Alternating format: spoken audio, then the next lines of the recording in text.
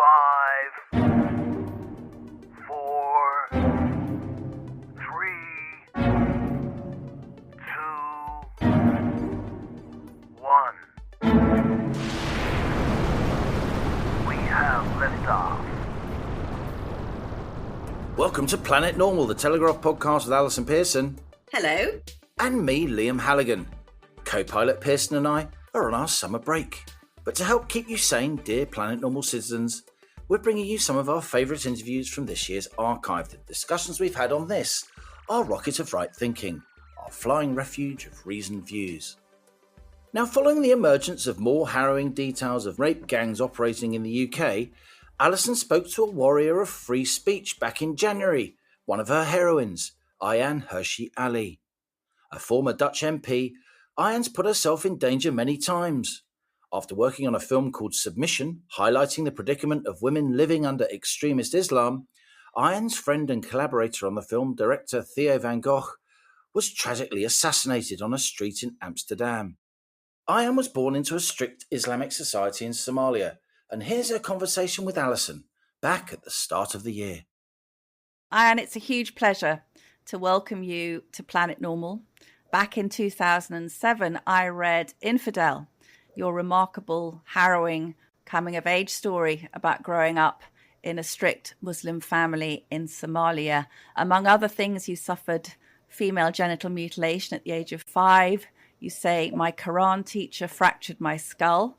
You managed to get out of an arranged marriage and escape to the Netherlands, where you became a politician, a celebrated campaigner, highlighting the oppression that women suffer in Islamic societies. I just want to say, before we get into the nub of the questions, that Infidel is in the top 5 books that have had a profound influence on me and my journalism. But coming up to date, Ayaan, in the past week, we've seen new focus on the story of child rape gangs in the United Kingdom, mainly Pakistani heritage Muslim men. Tens of thousands of white girls aged 10 to 14 subjected to the most sadistic sexual torture shared around by scores of men in up to 50 towns, from Rotherham to Telford to Oxford. Ayaan, can you give us your overall reaction to this news? Are you shocked? Oh, Alison, first, thank you for that very kind and generous introduction. And I wish I could say I was shocked. Of course, I'm always shocked. Every time you get into the details, you don't only get shocked, you get depressed and you get disheartened, and it's just absolutely awful. But I'm not shocked. And in Infidel, I tell the story of my grandmother and the way she had this very harsh manner of preparing my sister and me for the world. There's one moment where I wanted to get out of the house, or I want to play with the boys or something. And she points to a piece of sheep fat in the hot sun covered in ants. And she says, look at that piece of sheep fat. She said, that's what a defiled girl is. Do you understand that? And she uses this metaphor of the defiled, where if there's any kind of premarital sex, or even it doesn't have to be sex, if there's gossip that you have been anywhere near a man that you're not married to or that is not your direct relative, you are like that piece of sheep fat. She used to also tell us stories of comparing men to hyenas, where she says, when you go out to the men, they're just like a pack of hyenas. They come after you and you're the prey. And so this is why I don't want you to get out of the house, or I don't want you to play with the boys or any of that. And recently, because now we live in this wonderful internet age where the world has become open, and Elon Musk bought Twitter, and there's all this radical transparency. But I saw an interview between two, what I thought were imams, doing a podcast.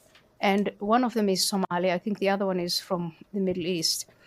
And they are discussing the rape of women. And the Somali man ends his remarks by saying, if you put a piece of red meat on top of a tree and there is a lion there, well, what do you expect?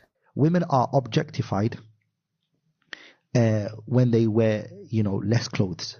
And the less clothes that she wears, the more revealing she is, the more skin that's displayed, the more the woman is objectified.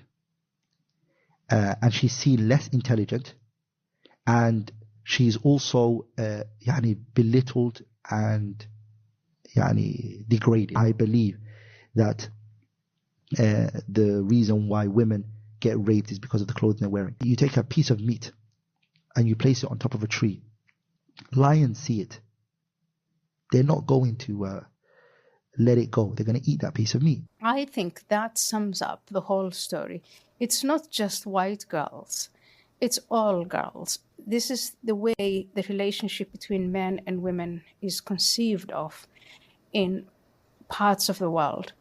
And the problem with men coming from there and coming to the West is that the girls were not prepared the way I was. They haven't been told that they're pieces of sheep fat and red meat and so on. We used to be locked up for our own safety. So if you go to any of these countries, you will see that women are behind fences, they're behind gates, they're behind high walls. It's a very different world. And when these men come here and they see white girls, and especially in the summer in tank tops, again, I do explain in Infidel in 1992 when I come and I find all these women in revealing clothes and think, how on earth can this world function? And it's the white Dutch people who explain to me over time that male sexual urges men can be taught to control those. And that's actually the definition of civilization. And that is, I think, when we talk about a clash of values or a clash of civilization, that's what we're talking about. And it's playing out on the bodies of these unfortunate young women who are vulnerable from working class communities. And it's these working class communities, not just in Britain, but all over Europe and even in America, that have been overrun by hordes and hordes of men from developing countries. You talked about that in a very timely book called Prey, Immigration, Islam, and the Erosion of Women's Rights. And that's Prey, spelt P-R-E-Y. And you did discuss quite boldly something a lot of people don't want to talk about, was the influx of men into Europe with, as you just described it very vividly, men with very drastically different attitudes to women and to sexuality. I've gone back and read some of the transcripts of the trials of these child rapists. And in one, quite a young Pakistani British man, his lawyer explained that he'd been taught that white girls were like a piece of chewing gum in the road. Yes. Now, how has it come to pass? Because we have had in Britain, and obviously the United States is the great example of a melting pot. Traditionally, what happens is people come from different cultures, different parts of the world, and integration happens. And that can be the great solvent, can't it? In the past, we've had Jews, we've had Huguenots, wave after wave of, and indeed from the Caribbean and so on, wave after wave of people coming into our country and gradually absorbing the British way of life and the British values. But to a striking degree, that has not happened with the Muslim community. And I don't mean all Muslims, because I have a great Muslim doctor friend and so on, who are great additions and ornaments to our society. But certainly in some of the very closed communities where we see small girls completely covered. I've seen pictures of Yorkshire schools where little girls, maybe age 5 or 6, are completely covered. So what has happened, Ayaan? How did it come about that this beneficial process of integration didn't happen with those people? In one word, I would say perhaps numbers. And I think early days of immigration from Muslim countries, it wasn't very different from immigration, say, to the UK from, as you said, the Huguenots, or later, much later, from different places that were former British colonies. The best place to compare is, on the one hand, people from India, and on the other hand, people from Pakistan and Bangladesh. Now, The matter is complex. If you already spoke English and you come from a former colony and you lived in a city and you were familiar, you had some familiarity with not just living in a city, but some interaction with Britain and what to expect. The integration was very swift because there was this strong desire to assimilate, because even for the people back home, you becoming more British than the British was seen as something prestigious. Mm-hmm. But later on, when people come in large numbers and they come from rural areas and they're deeply religious, you see a change. And this is taking place almost exactly in the same time that the Sunni Muslim Brotherhood infrastructure is being established in Britain. They're building mosques and Islamic centers, they're writing books, and they have a ready-made congregation among these low income, low education immigrants. Some came as guest workers, some just followed their family, some really fleeing places where economic hardship and trouble. No matter, these Islamists find these ready-made congregations and they preach to them that they are different. They are Muslim, and that their creed, the Quran and the Sirah and the Hadith, that is superior to anything that the British have, the infidel British. And you see it in European countries, but I'll just focus on Britain for the moment.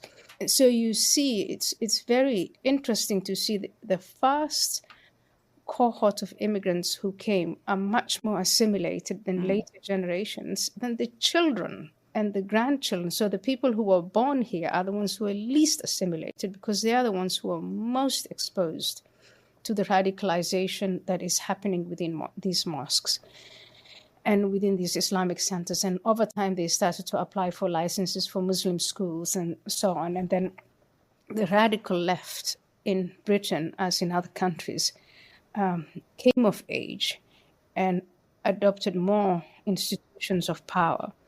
And the two of them formed, the radical left and the radical Islamists, have formed this alliance that has enabled, and it's more than enabled, emboldened and empowered the Islamists to come out openly, because most of the things that they used to say behind closed doors, and it would be journalists with hidden cameras who would go and record them.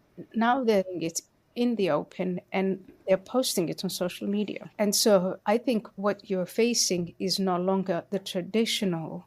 It's actually wrong to use the word immigrant. Again, as I say, many of them are not even immigrants. They're born and raised in Britain. They're born and raised in Sweden. They're born and raised in Holland and in France and in Germany. They're not immigrants anymore. One of the things many years ago, when I had recently graduated, I taught English as a second language in Muslim communities in east of London.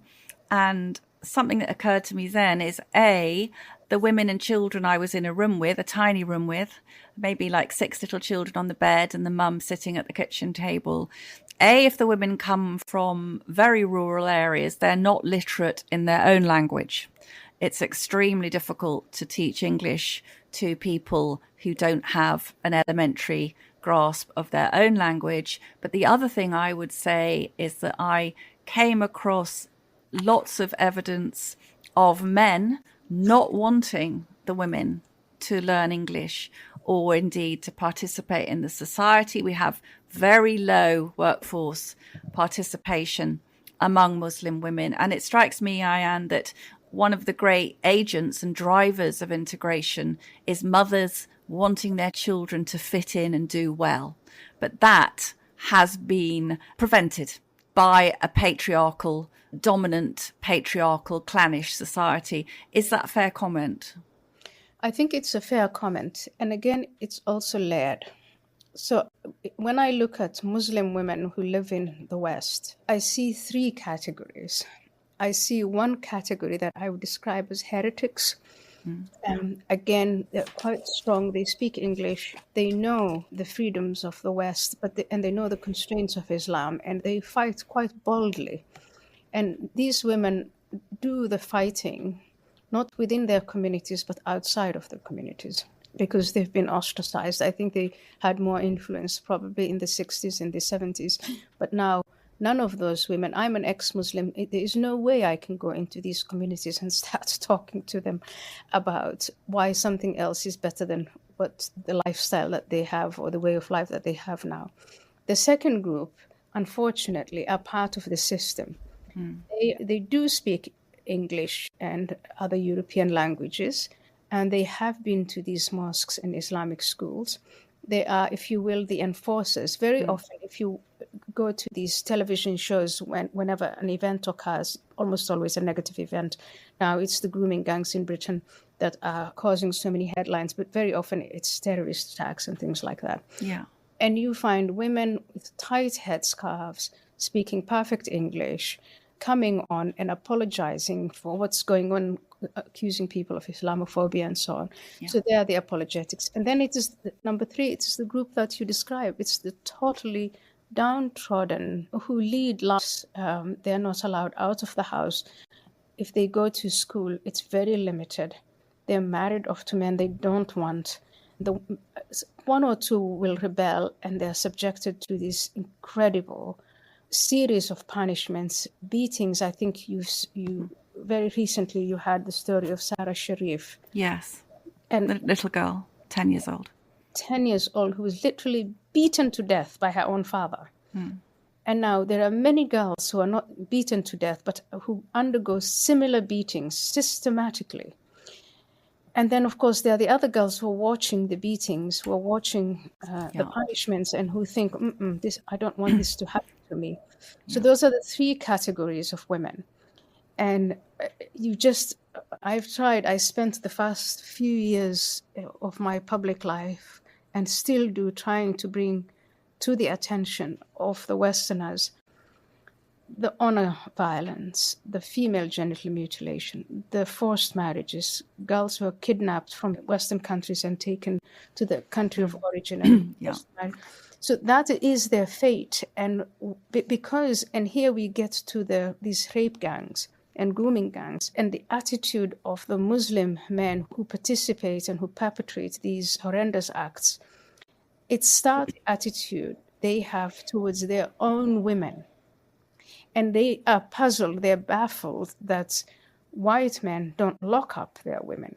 And so every time when you have, and I put this in the book, Pray, obviously we ask the question, what is it that Muslim leaders, and I'm talking about religious leaders, what is it that they say about the sexual misconduct? And most Muslims come from honor and shame cultures. And when one individual, if one Somali man or one Pakistani man or one Iraqi man misbehaves in public, the whole community is tainted. And so you ask yourself, why are they then not disciplining these men? Yeah. They are not, because in their concept, it's not the men who are wrong. It's the women who should not be in public. It's the women who should put on more clothes. I don't know if you've seen it, but on the internet now, it's very new. There's this campaign of the hijab where they're showing, I saw yesterday a video, I think it's a little propaganda video put out by the Islamists, where women in Western dress are knocked down the stairs. And then the women in hijab, they are treated with respect, and the men look away. So this is what they're trying to convey to the Europeans and the Americans and the Westerners. If you want us to keep away from your daughters, if you really care about your daughters, then they should not be out and about. You've very eloquently described what's going on within those communities. For me, the parallel and disturbing thing about this scandal is obviously police, counsellors, social services were too afraid of being called racist or Islamophobic to intervene and to protect those extremely vulnerable girls. Now, Lucy Allen, Ayaan, who was Conservative MP for Telford, she told me last week, I'll quote from her, the people in power believed that being honest about what had happened to the girls would fuel racial tensions. They pushed a narrative that hiding the problem was in the interest of the community, that looking the other way would cement social cohesion. and protect society. Now, Lucy Allen thought that line was coming direct from the UK Home Office. Ayaan, do you think that there has in any way been a deliberate strategy by Islamist leaders to make liberals in the West feel guilty about criticizing their beliefs and actions? And how did the West so swiftly abandon its own values? Have they deliberately played us, really, because we're so liberal and well-meaning? The answer is yes, a resounding yes. The Islamists, in particular the Muslim Brotherhood is the most sophisticated, best organized, best resourced among the Islamist groups in the world. And they have now, for years, they have been working with the Islamist regime of Iran, which has also become sophisticated. And when I use the word sophisticated, it is in understanding and playing what the West, really honing in on the West's weaknesses, on the ways to subvert its culture, on finding the discontented and common ground with progressives, not liberals, but the people who call themselves progressives, who do have, in their own way, a hatred of the West. They're Westerners, they're white, they're American, they're British, they're Australian, they're French. They're the far left. They hate capitalism, they hate the West, and they have their own agenda of bringing down the West. And the Islamists among the Muslim Brotherhood have found common cause with them, which is very interesting. So they know how to play the West.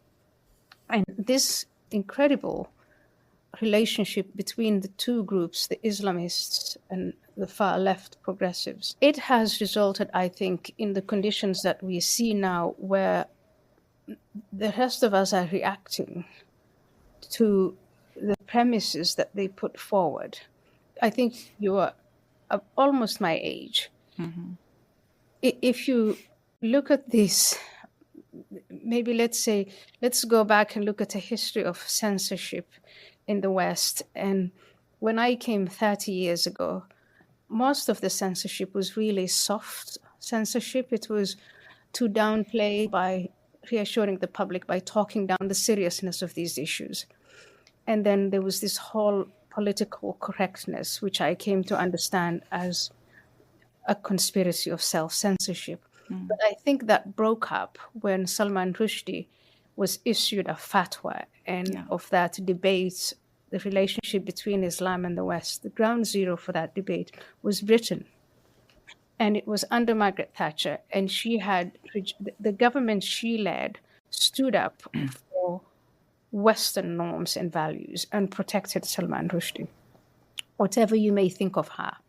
But then after that period, I think we come again to what I think of as the rise of the progressive West, of the progressive liberals. And they were using, I found this in the academic scene, where books that accurately described the Middle East or South Asia were discarded as Eurocentric and ethnocentric and Orientalist. And then the media started to adopt very quickly words like xenophobic and racist and so on to describe people who were opposed to the negative consequences of immigration. And now we've landed in a place where it's not just the self-censorship, which is still there. It's not just in academia still. The Eurocentric books are completely gone from the shelves. So if you're going to school, I don't know, after the 2000s, you probably wouldn't even see those books. The throwing about of far right and fascist and Nazi, it has only gone up. And we're in a place now where the Islamists have been marketing this word Islamophobia. Pascal Bruckner, the French philosopher, says it originates with Iran, the Iranians, successful at marketing it. And in Britain, it's the Runnymede Trust in 1997 that formalized it as an expression. And then after that formalization, it starts to seep into the media world, academia, and into public policy. And it was very subtle in the beginning. If you had written anything critical about Islam, I remember you would either not be promoted, or you would not be hired, or you would not be invited to parties, and this went on and on. And I think now scale of immigration, because of the sheer scope of the negative consequences of immigration, in particular from Muslim countries, what we have now is the so-called censorship, and the self-censorship is not working.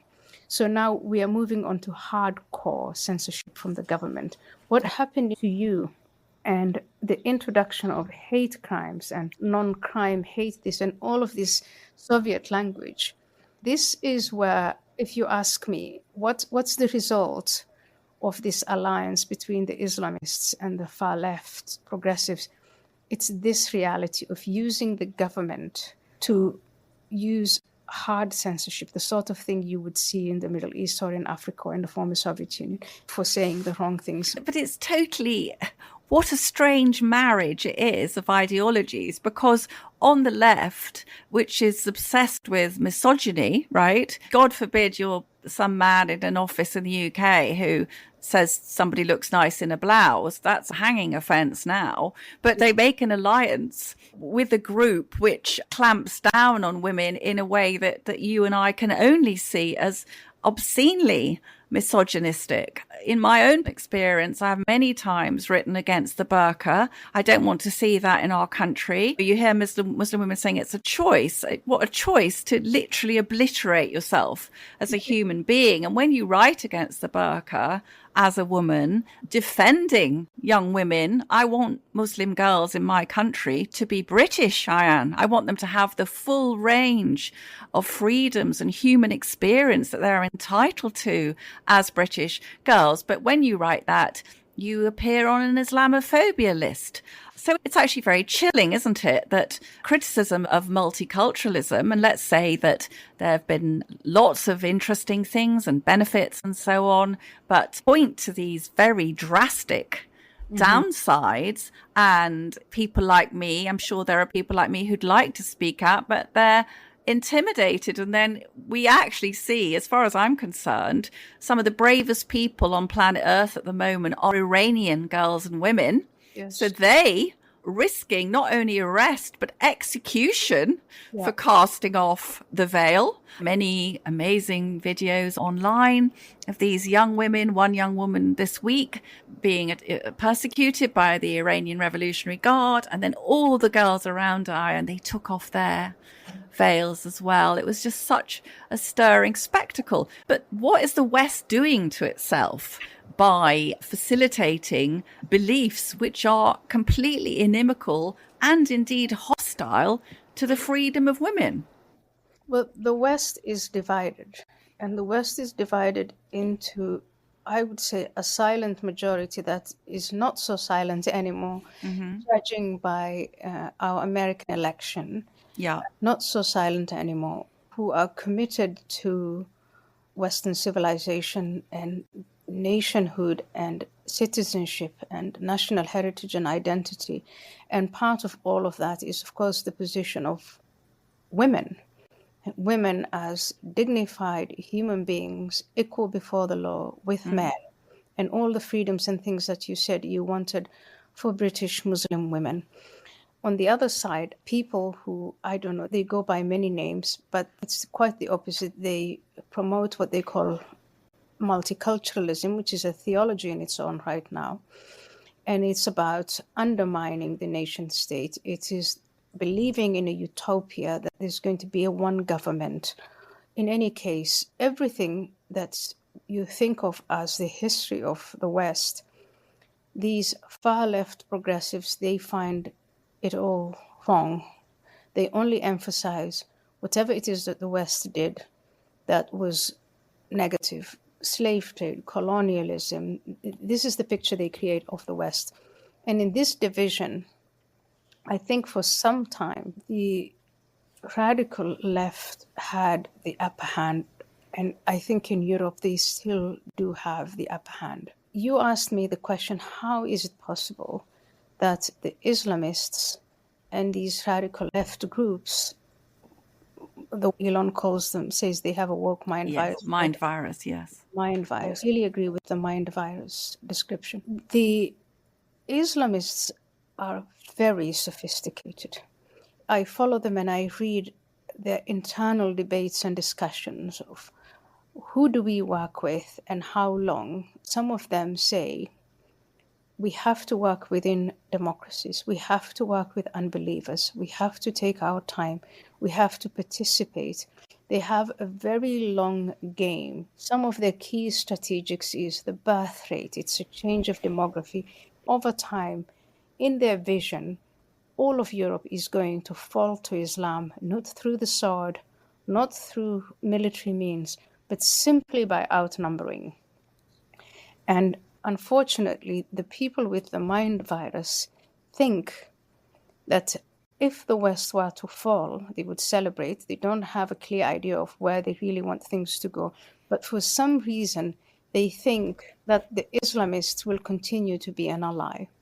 And what they don't see is in previous collaborations between Islamists and progressives, the Islamists simply exploited them, locked them up, exiled them, did to them what they would do to any infidel.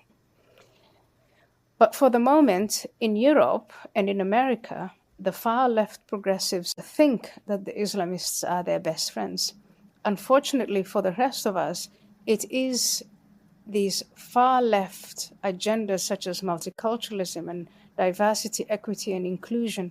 It's these schemes that give Islamists access to the corridors of power, to positions of power in academia, in the media, in politics, and give them recognition. The people who are truly far right, truly fascist, are the Islamists. But they have zero scrutiny because, of course, if you say anything about them, you are Islamophobic. You are the one who gets the police in front of your house. We actually had this week Wes Streeting, who's a very senior member of the Labour government. He's the health secretary, and he has a tiny majority in an Essex constituency where it's a very strong Muslim area. And he was very nearly defeated in the general election by an independent Muslim candidate. And Wes Streeting said this week in response to the child rape gangs that, yes, obviously these were terrible stories and it was all disgraceful.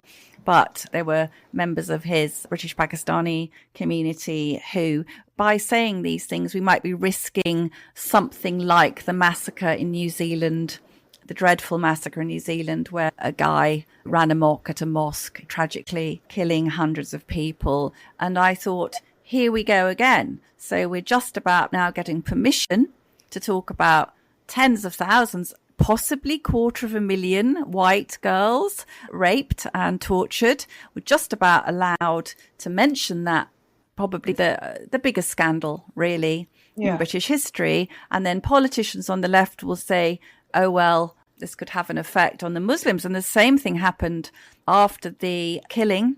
3 little girls died in Southport in these horrible, they were at a holiday, Taylor Swift dance class. And Keir Starmer turned up the day after. He laid a very perfunctory wreath to the children, was shouted at by the crowd, how many more children have to die, Prime Minister, and then scuttled off to a mosque where he said his solemn vow was that he would be protecting Muslims. And this is what we see, Ayaan, the pattern repeated again and again, is you think, surely this topic is so horrific that they can't shut us down now.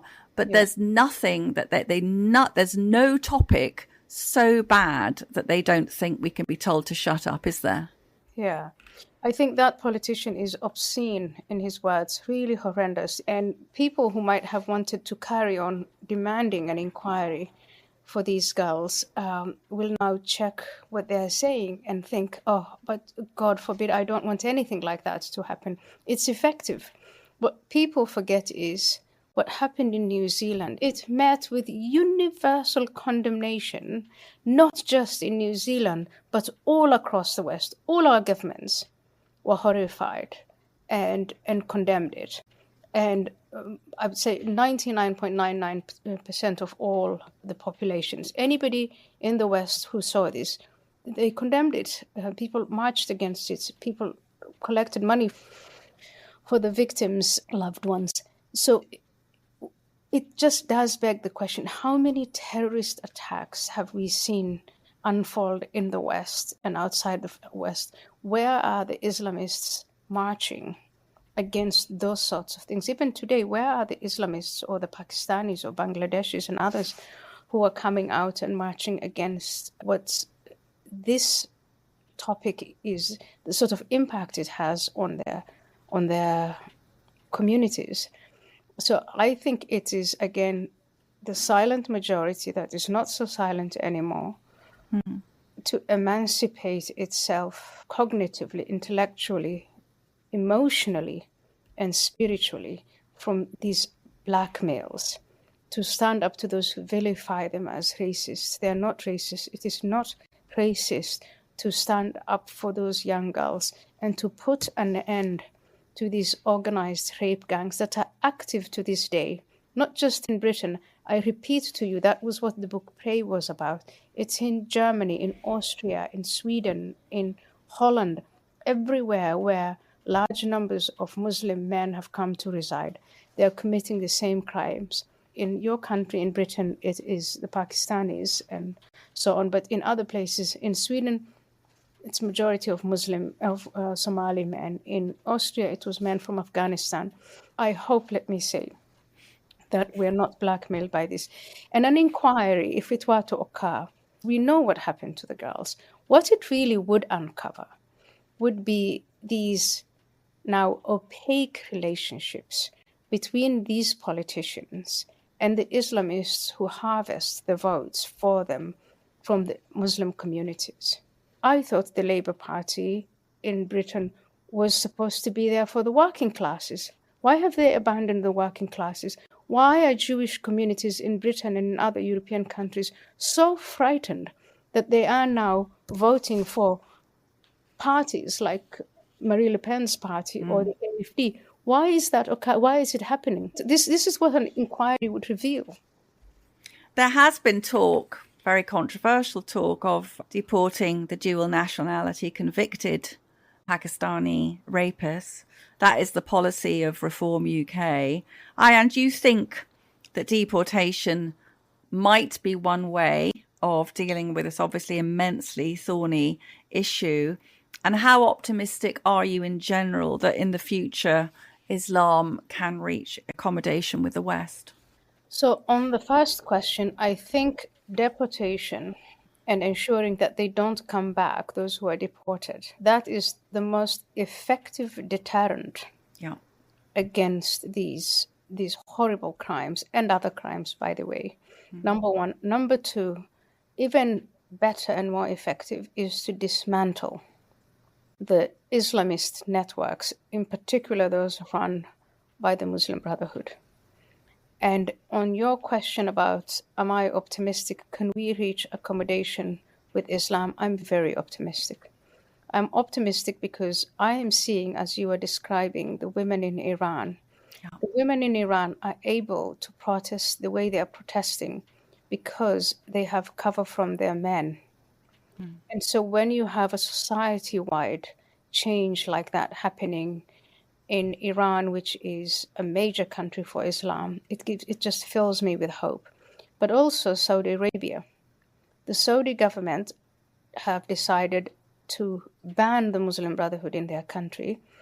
And even though they do practice Islam and it is a Muslim country, they have decided that they want to build a future for their children that is a future that is on earth, not the hereafter, and so is not suicidal. They want to educate their children and give them skill sets and the idea that you can live on this earth and it's worth it and you can have a good life and be at peace with others. And so has the UAE.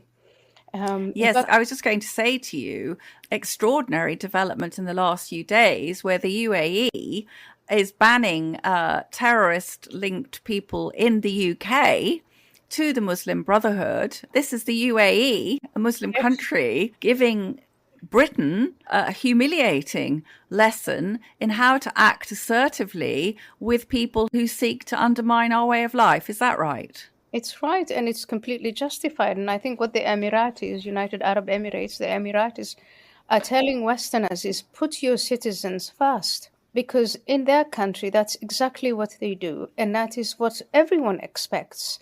I was a Somali girl. We went to Saudi Arabia. The Saudis put the Saudis first. And they didn't put the Somalis first. They put the Saudis first. And so when people leave the Middle East and come to Europe, they see that Europeans are not putting their citizens first. And that gives them the green light to exploit and to misbehave and to behave in ways that they wouldn't behave at home. So I think that we've got now to wise up and to demand more from our governments. I've seen the success of this in America. And in 2020, when George Floyd event happened and we had the Biden administration, I had almost lost hope, thinking, this is not just decline. This is the end of Western civilization. And I was absolutely terrified that Kamala Harris would win the election because you now have Keir Starmer, and he came to power and all the things he promised were false. It's very different from what he's executing now. Kamala Harris was Keir Starmer on steroids. She would have had the resources of America, and that would really have switched the lights off Western civilization. So I'm very optimistic that European countries can do the same. And Britain is probably where we were in America in 2021. And you are going to have to sit through this administration. But by the time they're done, I think every Briton who cares about your country will wake up to this and say, never again, no. I hope you're right. And finally, if I'm ever going to be stranded on a desert island, I'm taking Ayaan Hirsi Ali with me as my book. You recently, Ayaan, set up a fantastic Substack called Restoration, which I would highly recommend to Planet Normal listeners. And you preface the Substack with, I escaped the Islamic world and came to the West. Many don't know how good the West is or how fragile. I fight for the restoration of what made the West great. What are a few things you'd like to restore, Ayaan? Christian morality, critical thinking, and common sense. That's what I'd like to restore. And I think everybody is absolutely desperate for that. And people think, they get confused and think when I say Christian morality that I want to convert people to believe in God. I wish I had that power. I don't. But it is, Christian morality for me is dignity of life. It is the separation of powers. It's the emancipation of women. It's the Magna Carta. It's this wonderful, beautiful civilization that you built, the arts, the music, the literature. It's all of these things. And it is the fact that all of that could reach the heights they reached based on merit and accountability and transparency and critical thinking, which is the closed-mindedness of the Islamists is now married to the closed-mindedness of these far-left progressives.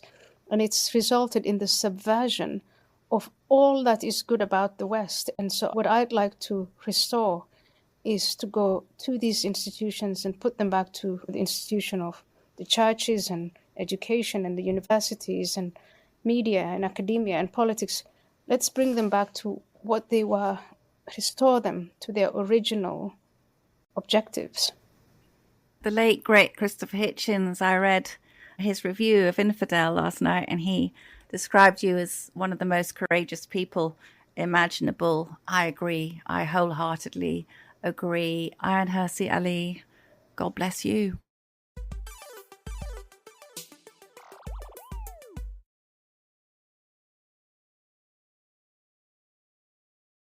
Now, back in March, amidst detailed discussion about Chancellor Rachel Reeves' spring statement, I spoke to American entrepreneur Mike Calvey about something completely different. Born in Oklahoma, Mike pursued his dreams of making it big in finance, and he moved to Moscow just after the collapse of the Soviet Union in the early 90s, building a hugely successful international investment firm. Despite his reputation for integrity and straight dealing, a business dispute saw Mike Calvey end up in Moscow's notorious Matrosskaya Tishina prison on trumped-up charges in 2019. Now free and fully exonerated and living back in the West, Mike joined me to discuss his book Odyssey Moscow, the war in Ukraine, and his complex relationship with Russia. Mike Calvey, great to have you here on Planet Normal. Liam, I'm extremely happy to be here. I've been a fan of Planet Normal since the very beginning. As I'll explain later, when I listened to your very first episode while I was under house arrest in Moscow, walking on my tiny balcony. And when I heard you and Allison talking about lockdown and everything else, I was thrusting my hand and my fist in the air and saying, yes! Mike, you've written this quite astonishing book, Odyssey Moscow, one American's journey from Russia optimist to prisoner of the state. Briefly, tell us how you first came to Russia. Tell us where you're from and how you ended up living in Moscow in the aftermath of the collapse of the Soviet Union. It was really a total coincidence. I grew up in Oklahoma, the Midwest, no ethnic roots from Russia, no interest in Russia, Russian language growing up. But I was a child who graduated from university in 1989, which of course was the year of communist revolutions and a history-changing year. And on a backpacking trip around Europe in between graduating from uni and starting my job, I, was reading the news. I was meeting people coming back from Berlin or Prague or other places like that. Then I realized as a young man that I was living in a historic time. So I went back to my job in New York after that, but I started following the news and the events that were happening rapidly. Because you were going to be a Wall Street hotshot, right? I was working for Salomon Brothers, actually, whose London office was in this very building where we are right now, one of the most powerful firms on Wall Street in the 1980s and the subject of Michael Lewis's Liar's Poker, which was written at the time I worked there. But, coming back to the question on Russia, in 1991, I had an opportunity to move to the EBRD when it was first set up. The European Bank for Reconstruction and Development. Development. Exactly, set up in London to invest in the Soviet Union, and I leapt at the chance. This was a new kind of World Bank-style organisation, Exactly. what we call a multilateral, to channel state and private investment into these new emerging economies, including Russia, including Eastern Europe. Exactly. And my boss from Salomon had gone there as the chief investment officer, so he knew me as a guy who understood a little bit about resources and energy. So he hired me. Because you grew up in Oklahoma, right? Exactly. He hired me as one of the first 50 people or so who worked at the EBRD, and it was still the Soviet Union. I traveled to Moscow for the first time actually a month after the Soviet Union ceased to exist, and I remember converting $100 into rubles. I had the wits to do so on the black market rather than at an official rate, and I got a shoebox full of rubles, which I couldn't even spend because people at the time didn't want rubles. So I ended up coming back to London with half of a shoebox full of useless rubles. So how did you feel the first time you went to Russia? I'm sure you thought you might stay a few days, maybe stay a week. What happened to you over the next 5 to 10 years? We should disclose I first met you in the mid-90s when I went to live in Russia. Tell me about the 10 years after you first went to Russia. It wasn't love at first sight. I would say it was fascination at first sight. But my first impressions of Moscow were grim. Everything was gray and brown. People had a scowl on their faces. And I was fascinated, but I also felt it to be very harsh.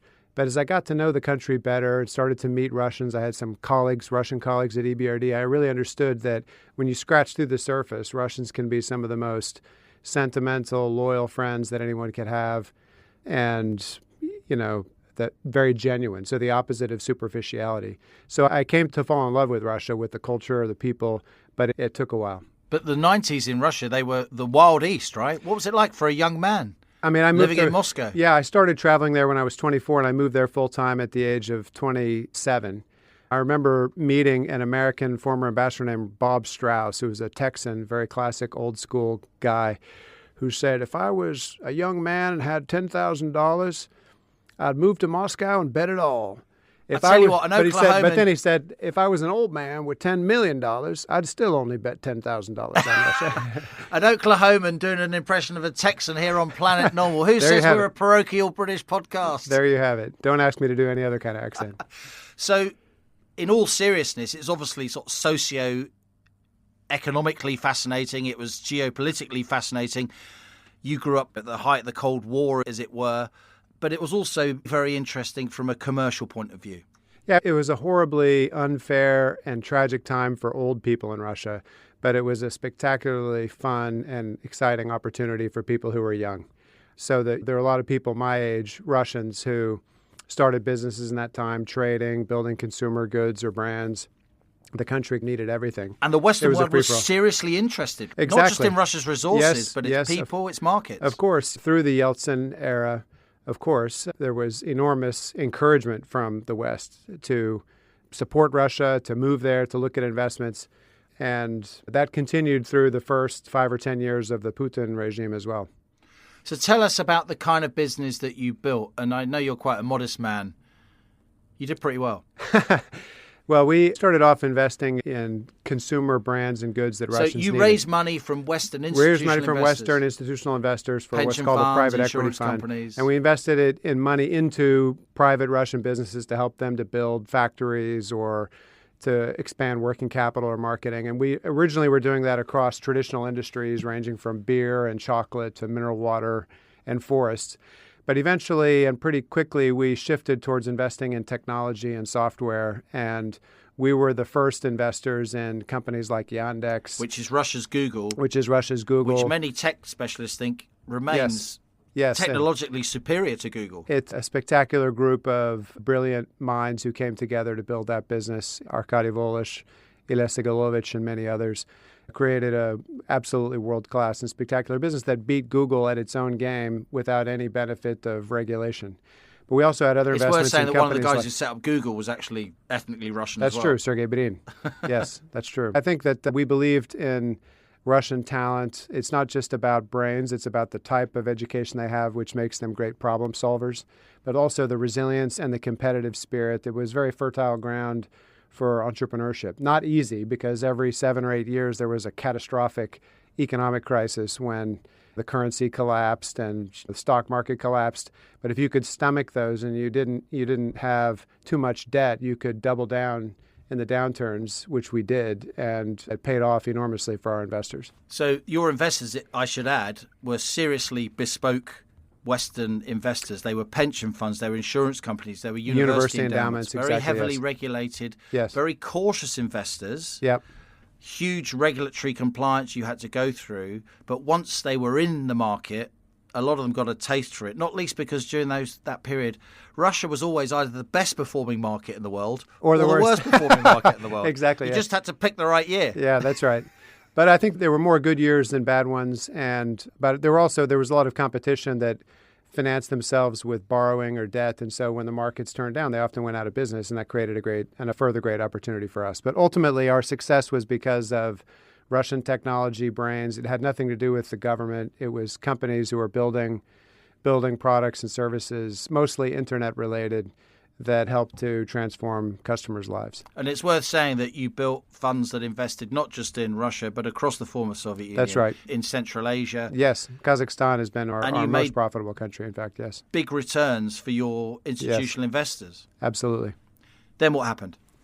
We ended up in a dispute. So we had probably 100 different investments with different partners. And 99 times out of 100, we didn't have any problems or issues with our fellow shareholders. We sometimes had scrapes and conflicts with competitors or others, but we never had any problems with our own fellow shareholders. But that changed with one investment where we'd done a merger between a bank that we owned and another one. And to keep a long story short, 2 of the shareholders of the other bank had stripped cash out of the company. We ended up in a dispute. We started to sue them in London, in the London Court of Arbitration. They realized they were going to lose, so they orchestrated an FSB case against me to have me arrested. That's the successor to the KGB. FSB is the successor to the KGB, correct. And before we get on to how that transpired, that situation, we should also say not only had you moved to Moscow, Mike Calvey, you had properly unpacked. Tell us about your relationship with Russia at that time, not just your business relationship. Yeah, I met my wife, Julia, after living there for about 2 years. We got married very quickly and have 3 beautiful kids who are half Russian, half American. I'm very proud of the fact that they share that dual heritage. And Julia, of course, has been rock solid, especially during these last these last years when we went through a hugely stressful time for our family. She's an amazing woman. And tell us about that stress. What happened? I remember you in the market at that time. I remember Bloomberg reporting you as, constantly referring or often referring to the fact that Russia was a difficult market. It's obviously a very complex place to invest. But because you had all these bespoke Western institutional investors, and because of the way you were the kind of guy, you were a straight dealer. People across the Russian business community, the Western business community, always held you up as somebody who would walk away during the suitcase under the table moment. You'd always keep it, as we say in Russian, чистый, above board, clean.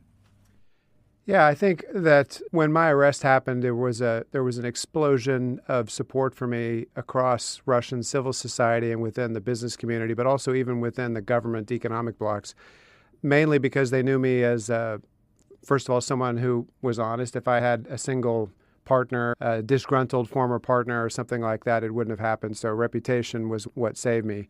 But also, I think a recognition among especially the business elites, that I was someone who had done more to help the Russian economy than almost anybody. That you raised literally billions of dollars that were invested in Russia. And the kinds of companies that we invested in succeeded did so without any government involvement.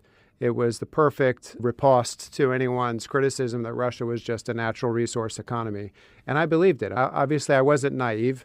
I saw the arbitrary arrests that took place, but I labeled most of those as political. I thought they were oligarchs who had been involved in privatization or people that started to exercise political influence, and that those arrests couldn't happen to someone like me because it would be deeply irrational for Russia.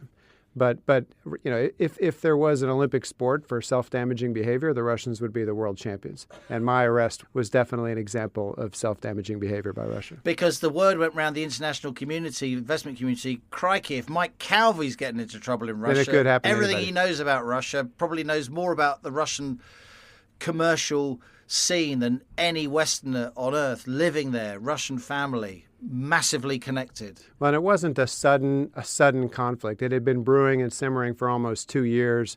It had gotten pretty heated. I say heated literally because before one tense negotiation I had with our enemies or our opponents, my apartment in Moscow suddenly caught fire, literally 3 hours before the meeting. I went from the fire to the meeting with the guys who immediately said, well, it had nothing to do with us. But during that time, I was consulting with friends of mine who are within, I would say, the business elite or the economic regulatory elite of Russia.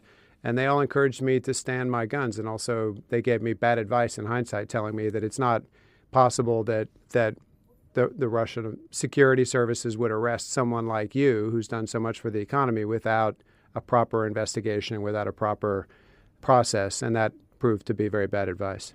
It's worth saying, Mike, of course, that, the majority of your business life in Moscow, across Russia, across the former Soviet Union, you're doing everything in Russian. You learnt Russian to such an extent. You didn't do languages at university. You have no ethnicity, Slavic ethnicity, unlike a lot of Western people doing business in post-communist Russia.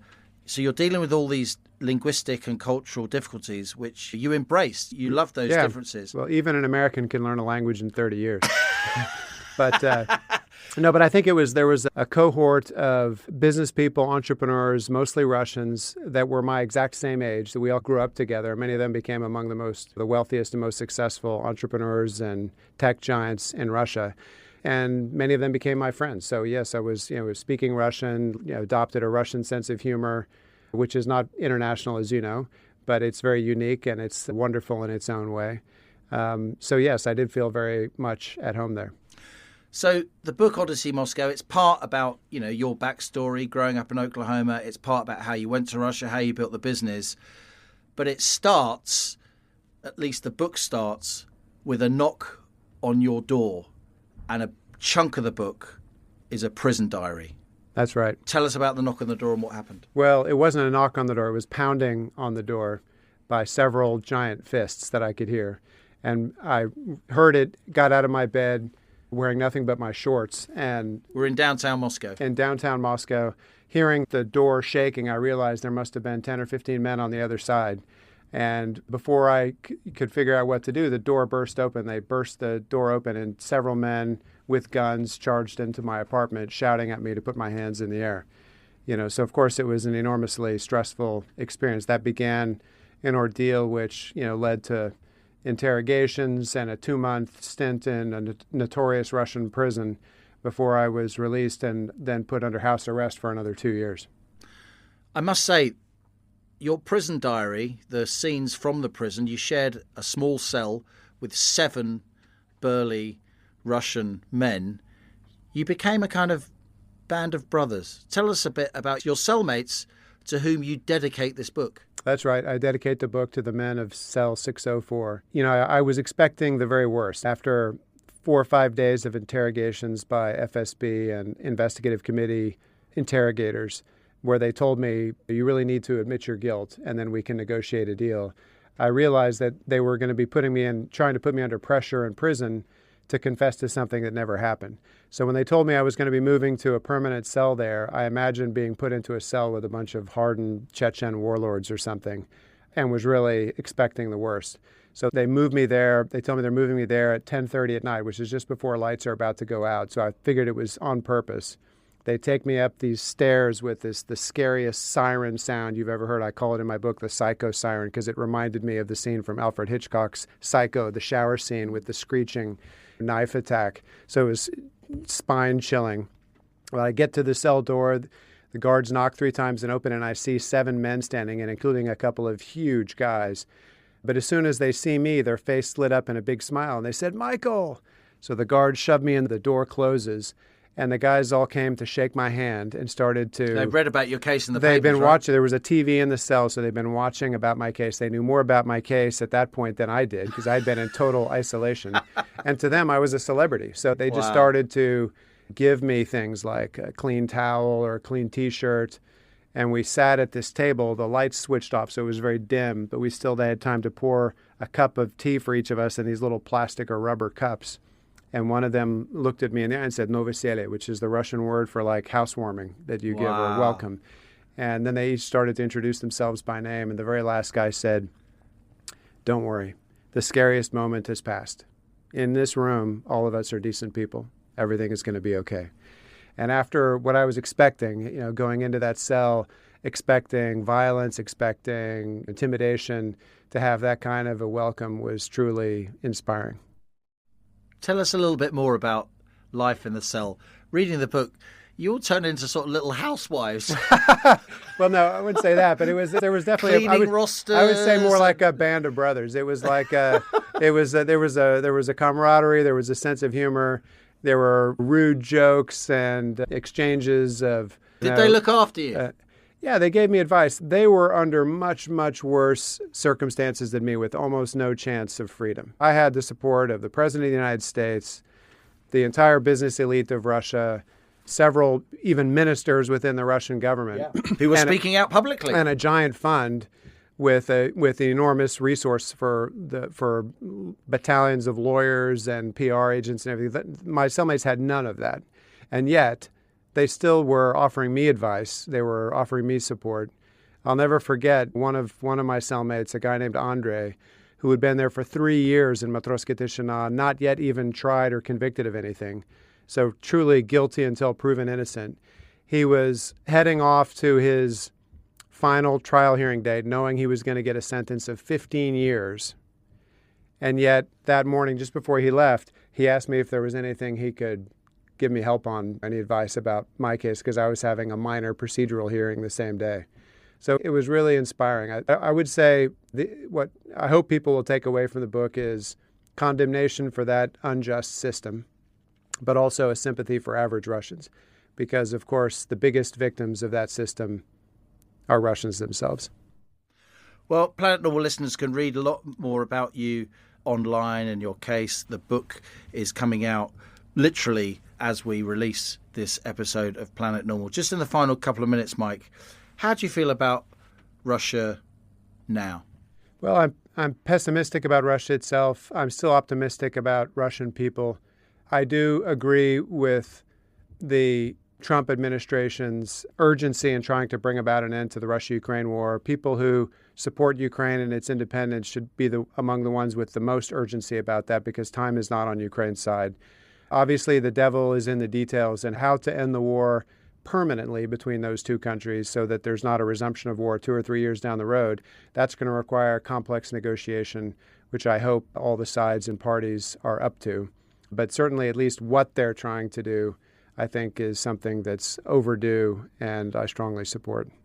I think it's true to say, Mike, that you lived in Moscow longer than you lived anywhere else. That's right. In the world, longer than you lived in the United States. That's true, yes. You do think of yourself as a Muscovite, right?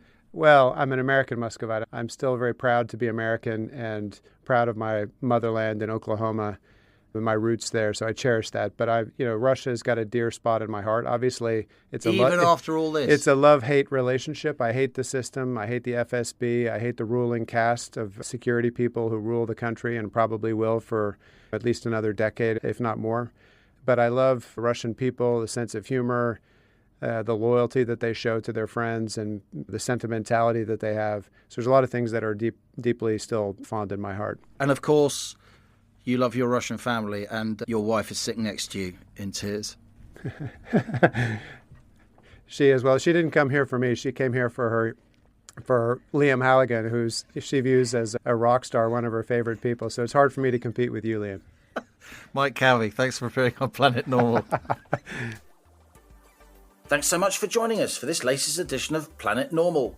We'll have another selection of this year's best of interviews next week, and Alison and I will be back with the very latest news and views from beyond the bubble on Thursday the 4th of September. In the meantime, keep the emails rolling in to planetnormal@telegraph.co.uk. If you enjoy Planet Normal, jolly well hope you do, please subscribe to this podcast and leave us a rating and a review on Spotify, the podcast app, or wherever you listen. It really does help others to find us. And as we speed away from our beloved Planet Normal and the madness of planet Earth comes back into view, thanks as ever to our producers Cass Ho, James Hodgson and Louisa Wells. Stay safe and in touch with us and with each other until next week. It's goodbye from me. And it's goodbye from him.